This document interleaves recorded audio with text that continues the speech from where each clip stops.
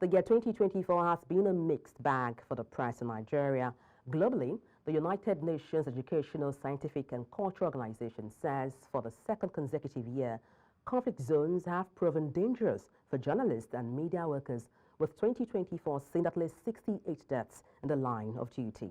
Now, more than 60% of these killings occurred in countries experiencing conflict, the highest percentage in over a decade. The report highlights that 42 journalists were killed in conflict zones this year, including 18 in Palestine, which recorded the highest toll. But in Nigeria, from forced disappearance to threats to safety, the Nigerian journalist is still very much in search of a fare to ply his trade. And to take a look at this, we're joined by the National Secretary of the Nigerian Union of Journalists, and that's Achike Chude, who joins us virtually. Good afternoon. Glad to have you join me on the news.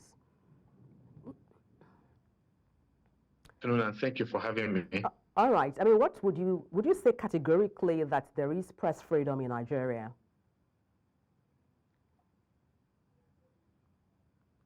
Yes, there is press freedom as guaranteed by the Constitution. Section 2 of the Nigerian Constitution makes it very clear and defines the role of the journalist as intrinsic to national development and very fundamental for the democratization process. In fact, it is said that if you want to weigh the level of success of a democracy, you look at the level of the practice of journalism in a country. If it is relatively okay, then you could say that democracy is relatively, okay. So you use, the media, the measurement of the media to also gauge the value of the democracy that we have in a country. And so, like I said, yes, we have press freedom as guaranteed by the Constitution. But whether in actual fact that is guaranteed journalists, that freedom is guaranteed journalists, is to some extent is relative. To some extent, yes. But to some other extent, for as long as the journalist wants to engage in reporting of the political process, it is inherent, it is accompanied by all manners of danger to his person. He's not allowed to freely practice his journalism. And we have seen that in the country. In the past, at least since the beginning of this year, we have had all manners of attacks against journalists and journalism in the country, either through direct physical attack and harassment of the journalist, or through threats against a journalist, both by state actors and non-state actors. In fact, in Africa, I think out of a total of 39 incidented reports in West Africa, about a third of these reports have to do with the harassment of the media in Nigeria. So while the Constitution guarantees the safety of journalists, but in practice, we have seen the very difficult situation that Nigerian journalists find themselves in at the hands of not just federal agencies now, but now the states have also weighed in on it too, and they're also showing their own level of repression. Let's just chip in there, Mr. Also showing. Yeah, I was going to build on your line of thought. You talked about state and non-state actors, laying attacks on journalists, preventing them from expressing or exercising their duty. Beyond journalists, facing threats in the course of reportage of their activities or political activities, what are some of the challenges faced by Nigerian journalists looking at the year 2024?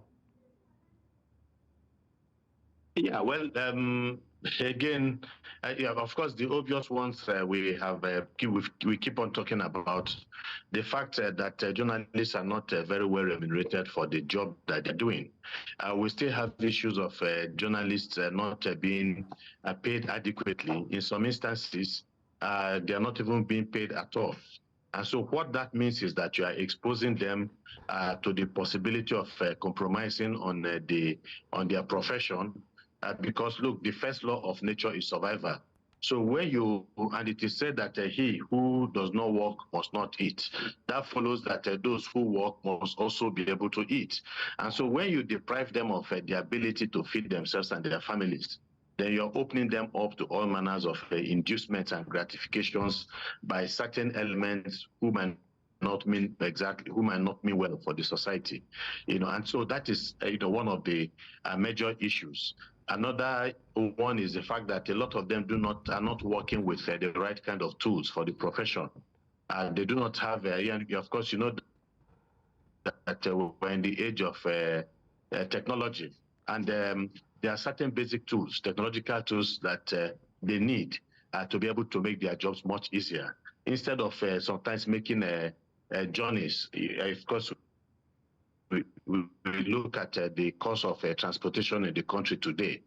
Instead of them to make some of these journeys, technology can actually come, to use. And then they just file these reports and they send it to their media organizations and all that. So they do not have the working material. Mr. Chude, are you there? Okay, seems we lost connection with our guest there. Achike Chude, National Secretary of the Nigerian Union of Journalists. We thank him all the same for his time on the news.